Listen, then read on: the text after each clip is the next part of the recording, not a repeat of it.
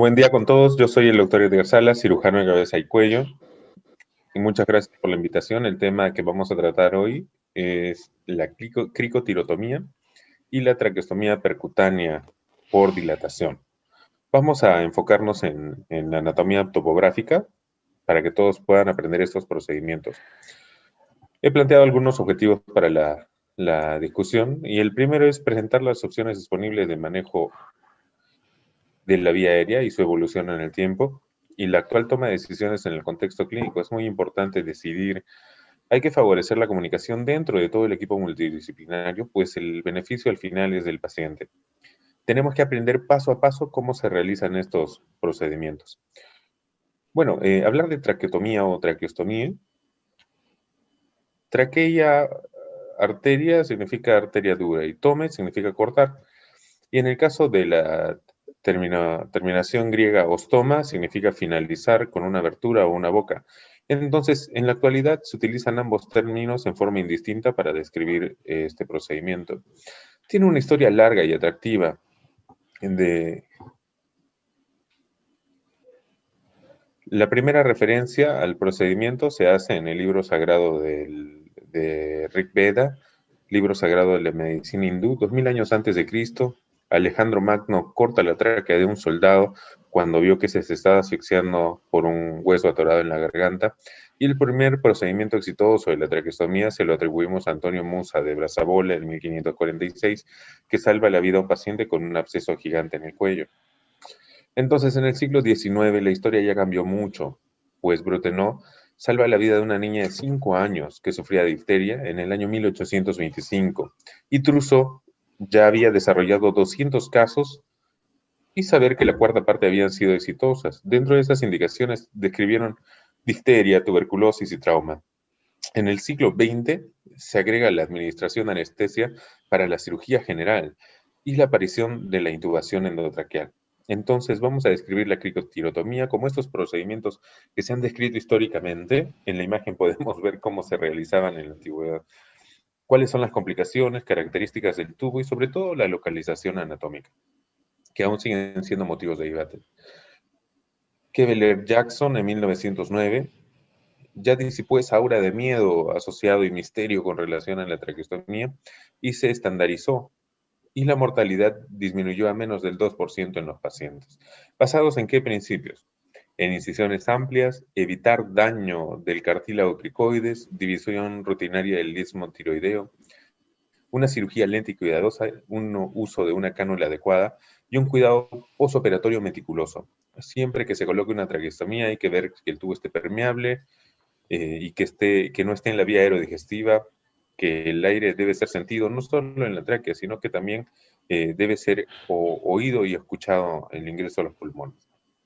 Por lo tanto, cuando nosotros pensamos en una cricotirotomía, nosotros tenemos que evaluar cuáles son las ventajas y riesgos de realizar el procedimiento y evaluar también qué métodos alternativos de proveer una vía aérea artificial tenemos.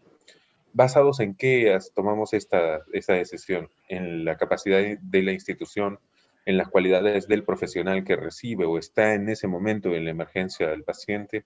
¿Cuáles son las características de la vía aérea en ese paciente, si es un niño, un adulto, un adolescente, y su fisiología respiratoria en cuanto al curso de la enfermedad que está sufriendo? Siempre que sea posible, es importante que la obstrucción de la vía aérea superior pueda ser manejada con una intubación endotraqueal. Antes de pensar en hacer un procedimiento de emergencia, nosotros tenemos que hacer maniobras que están puestas en los libros de resucitación.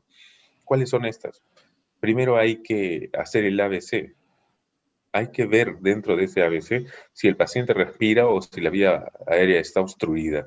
Si está obstruida, podemos desobstruirla con una maniobra, con el dedo, poder retirar ese tapón que está en la boca, o con maniobras que todos ya sabemos. Bueno, entonces, cuando la condición general del paciente ya es adecuada, a menudo la extubación es posible sin necesidad de hacer un procedimiento quirúrgico de emergencia. Entonces, si a mí me llega un paciente con obstrucción de la vía aérea, primero me pregunto por qué está obstruida. Y si esa decisión significa que hay un cuerpo extraño en la vía aérea, hay muchas maniobras para hacer antes de hacer la cricotirotomía. ¿De acuerdo? Entonces, en esta diapositiva yo les muestro en qué consiste un set de cricotirotomía y cuáles son las indicaciones. Entonces, una vez que llega un paciente por emergencia, nosotros, habiendo hecho esa escala de decisiones, nosotros decimos que ese paciente no es posible intubarlo. Si no es posible intubarlo y la traqueostomía no es posible debido a que no hay puntos de referencia como presencia de tumores en el cuello, nosotros decidimos hacer una cricotirotomía. ¿Cuáles son las contraindicaciones? Que tenga trauma laringio y transección de la vía aérea. Si nosotros tenemos una transección de la vía aérea y en el trauma nosotros vemos que la vía aérea está allí, no hay necesidad de punzar más, simplemente utilizar esa abertura que hay por el trauma para poder colocar un tubo. En los neonatos y niños hay muy alto riesgo de daño de cricoides y con posterior estenosis subglótica. Recuerden que cuando hablamos de cricotirotomía hablamos de un procedimiento de emergencia. Entonces, nosotros tenemos que en el equipo, en el set de cricotirotomía, encontramos un bisturí, encontramos algunas pinzas mosquitos, encontramos un hook, encontramos un dilatador y encontramos siempre una cánula de traqueostomía disponible. Y en algunos casos, el set consiste en una aguja gruesa, número 18, una pequeña guía y un tubo delgado. Recordemos que la cricotirotomía, por definición, es un procedimiento de emergencia. Por lo tanto, simplemente una vez que se asegure la vía aérea, todos los pacientes, todos, el 100%, deben ir a traqueostomía electiva posterior, ¿de acuerdo? ¿Por qué? Porque este procedimiento lo único que hace es permeabilizar la vía aérea y permitir que el paciente pueda recibir una cantidad de oxígeno suficiente para poder realizar el procedimiento. Entonces, en la técnica quirúrgica, nosotros que ya tenemos un paciente que está con mucha dificultad para respirar, hay que hiperextender el dedo, el cuello, hay que, en la medida de lo posible, si nos da el tiempo, hay que hacer asepsia con alcohol, con la sustancia que nosotros tengamos sobre la mesa. Anestesia si el paciente está despierto. Muchas veces la obstrucción, si la obstrucción es crónica, permite al paciente colocar un poco de anestesia local y hay que sujetar el complejo laringotraqueal. Las complicaciones de una cricotirotomía van desde un 9 hasta un 40%. ¿Y cuáles son ellas? Primero, que el paciente va a sangrar. Segundo, que le vamos a colocar un mal tubo o no llegamos a la vía aérea o el paciente es obeso o el paciente es niño. Podemos lesionar el nervio laringio recurrente, podemos causar daño en la arteria y la vena yugular, podemos punzar la pared posterior de la tráquea o el cartílago tiroides o cricoides, ocasionar neumotórax y neumomediastino en falsa vía. Y además nuestros pacientes van a terminar con disfagia, disfonía, infección, estenosis subglótica en un 50% de las veces. Por lo tanto, todo paciente por la emergencia puede terminar con estas complicaciones, pero eso versus la vida es más importante conservar la vida del paciente. Entonces, hasta ahora quiero hacer un resumen de la exposición porque es necesario que lo entiendan. Cricotoriotomía, 2 puntos, es un procedimiento de emergencia, ¿de acuerdo? ¿Cuándo hacerlo? Cuando la toma de decisiones me haya permitido decidir que la intubación no es posible y que ninguna otra maniobra para liberar la vía aérea es posible. Si ya hice maniobra de Heimlich, por ejemplo, y nunca conseguí nada, es momento de hacerla. Si el paciente no se puede intubar o si el paciente tiene obstrucción crónica, nosotros colocamos anestesia local. Pero recuerden que un paciente que no puede respirar es un paciente que se va a desmayar. Y con el paciente casi desmayado es que nosotros hacemos una cricotirotomía. Muchas veces no es con pacientes despiertos, ojo, para los que hemos podido vivir este momento. ¿De acuerdo? Entonces,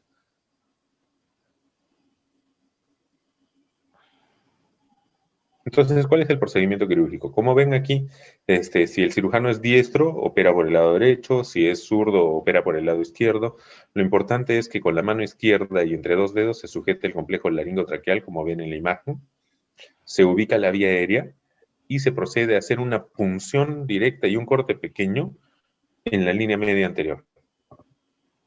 Y en la línea media anterior, este bisturí puede ser, este bisturí si lo tienen a la mano, pero si no lo tienen a la mano, lo que hay que hacer es utilizar cualquier punzo cortante que tengamos a disposición.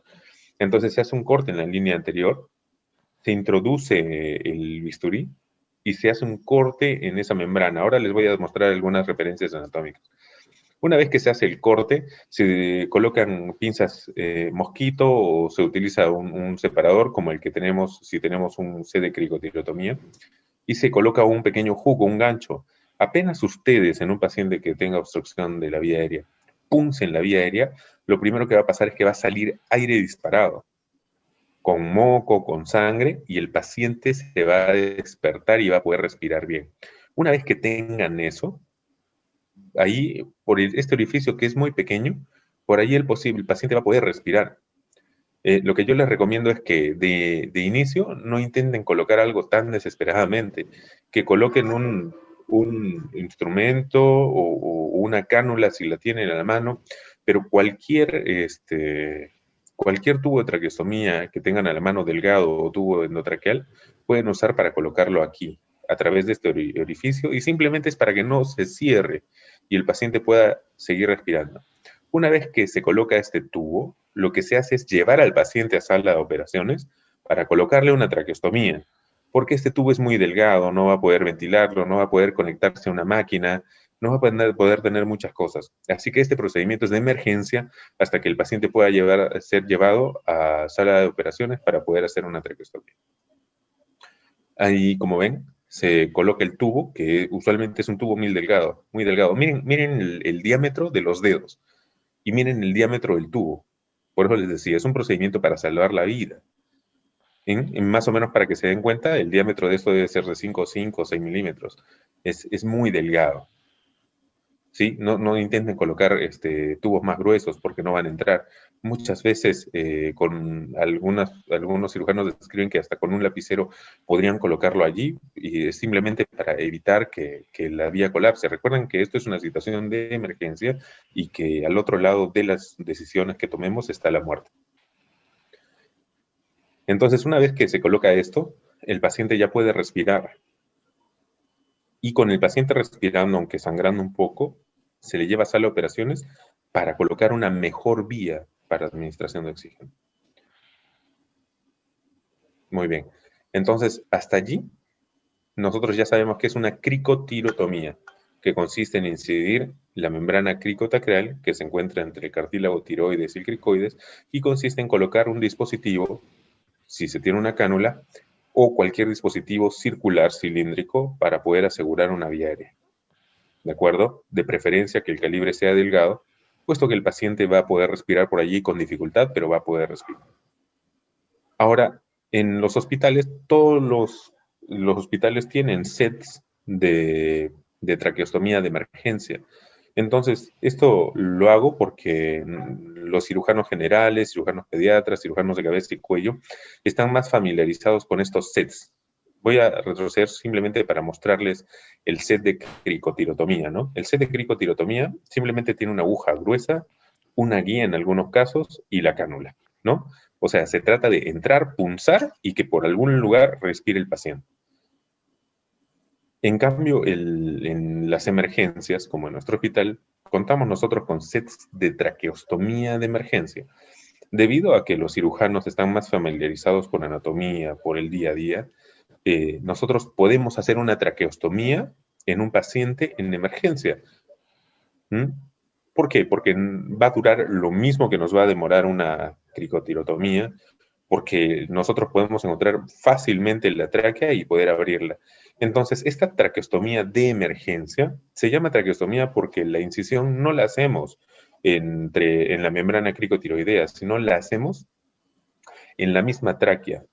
Y algunos ya se preguntarán, doctor, ¿y entonces por qué es que la cricotirotomía se prefiere a la traqueostomía de emergencia en un personal que no está relacionado al área anatómica? Bueno, pues es fácil. ¿Recuerdan estos dedos aquí que fijan el complejo laringotraqueal?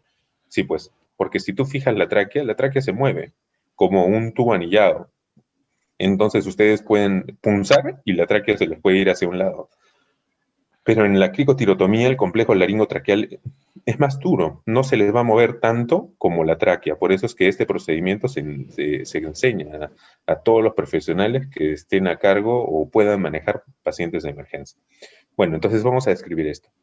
Entonces, recuerden que la traqueostomía de emergencia se hace si esta traqueostomía no es posible en sala de operaciones, si hay trauma facial severo, laringio, o tumores o que obstruyan la vía aérea. Y entonces, todos estos pacientes con dificultad respiratoria, el paro cardiorrespiratorio es inminente debido a obstrucción de la vía aérea superior. Y hay que activar el sistema. Mientras tú estás haciendo este procedimiento, hay alguien que debe estarle colocando vía endovenosa y hay alguien que le tiene que estar administrando oxígeno por la boca y por la nariz con una máscara o con cualquier dispositivo. O sea, es un procedimiento en el cual actúan al menos 3 personas dentro del equipo. Recuerden que cuando ustedes ven a un paciente con obstrucción de la vía aérea, lo primero que tienen que hacer es activar el sistema de emergencia. Activar el sistema de emergencia significa, necesito ayuda, hay un paciente que tiene obstrucción de vía aérea. Y llamar al equipo, porque solos no se aventuren a hacer esto. Lo primero que hay que hacer es pedir ayuda. Una vez que pidas ayuda y activas el sistema de emergencia, te pones a hacer todo esto. Entonces, mientras tú estás haciendo este procedimiento, hay una enfermera que está colocando una vía gruesa y hay otra persona que está administrando ventilación en el caso del hospital. Entonces, el paciente es un paciente que prácticamente está desmayado y el paro cardiorrespiratorio es inminente. Por lo tanto, la bandeja debe ser colocada cerca del cirujano, se debe colocar una almohada o una sábana o una almohada debajo de los hombros para que el paciente pueda estar hiperextendido. Y la mano dominante define la ubicación del cirujano, como les había dicho. La mano, si es un cirujano que tiene mayor habilidad con la mano derecha, tiene que estar a la derecha del paciente. Si es un cirujano que tiene mayor habilidad con la mano izquierda, tiene que estar a la izquierda, la mano dominante. Sujeten la tráquea. ¿Cómo la sujetan? Así como les he mostrado en la imagen, con los 2 dedos. La sujetan y no la sueltan. Y allí comienzan a cortar, pero la sujetan y no la sueltan hasta que encuentren la tráquea. Va a sangrar un poco, pero es simplemente hacer un corte en la piel y después punzar. Una vez que puncen la vía aérea, va a comenzar a salir aire, como cuando, no sé, imaginen un globo de agua, un globo lleno de aire. Cuando el globo está lleno de aire y ustedes lo meten debajo del agua, salen burbujas, ¿verdad? Por un orificio muy pequeño. Aquí pasa exactamente lo mismo y a presión, porque recuerden que el paciente está intentando botar aire y tomar aire. Entonces, lo primero que va a pasar cuando lleguen a la vía aérea es que va a comenzar a salir aire, ¿sí? Pero no dejen de sujetar la tráquea. Eviten el uso del cauterio en el caso de que lo tengan, porque el paciente se puede quemar, porque la concentración del oxígeno de la persona que está a la cabeza, que le está dando oxígeno, puede hacer que se prenda fuego dentro de la vía aérea. Entonces, hay algunos tips, tanto para la traqueostomía de emergencia como para la cricotirotomía. Primero, si no mantienes la calma y estás enfocado en el procedimiento, el paciente se va a morir y probablemente el cirujano también se desmaye. No hay que perder el tiempo en preparar ningún instrumental, ningún electrocauterio. Simplemente pidan un bisturí, un mosquito y una cánula. Si no tienen cánula, un tubo endotraqueal. Si no tienen un tubo endotraqueal, cualquier dispositivo que sea circular, cilíndrico y que se pueda introducir de un calibre de al menos 5 milímetros. Al menos, ¿de acuerdo?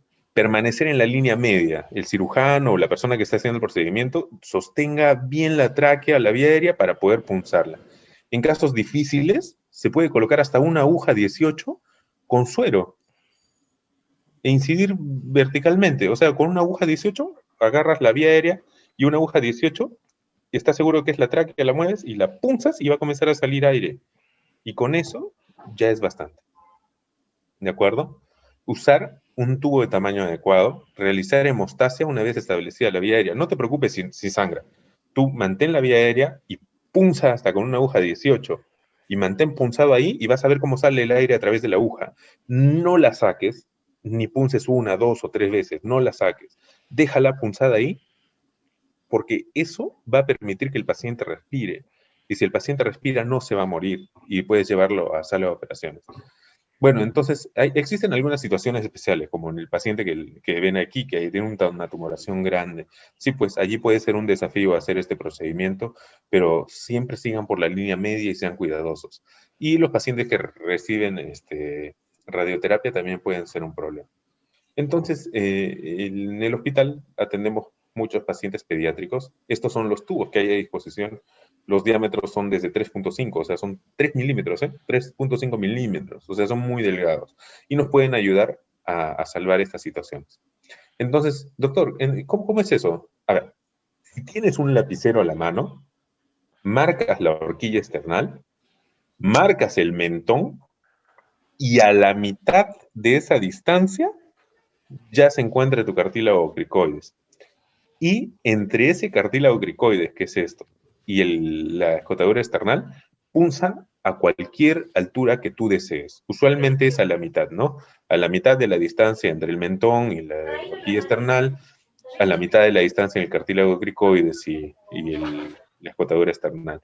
Recuerda siempre que el paciente ya casi está desmayado y tiene que estar con el cuello hiperextendido, y el paciente no intubado con obstrucción respiratoria crónica, pues puede usar anestesia local.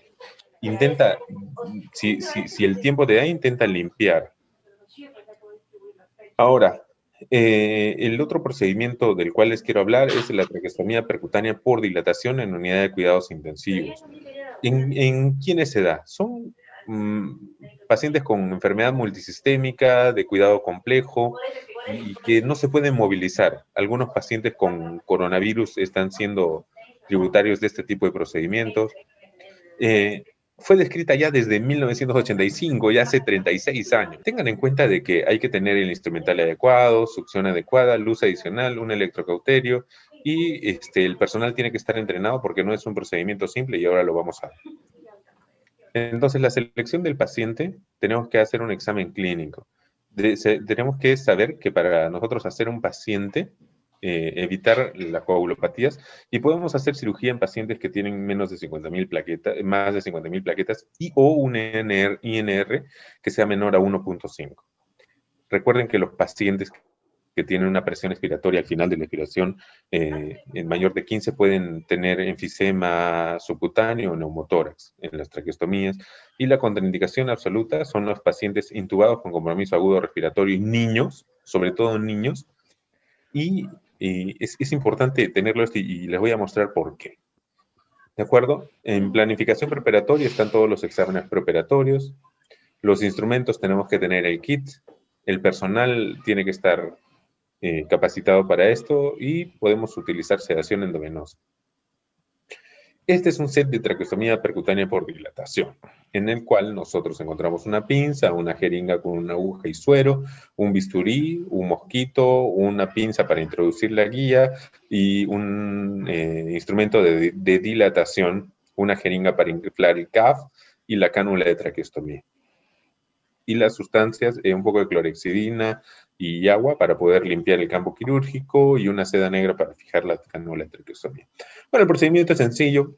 Agarras la aguja, marcas en el cuello, ven las marcas aquí en el cuello de la escotadura external, el cartílago cricoides, el mentón, la línea media, hacen una incisión en la piel, punzan con la aguja y a través del fibroscopio ven cómo llega la aguja dentro de la tráquea.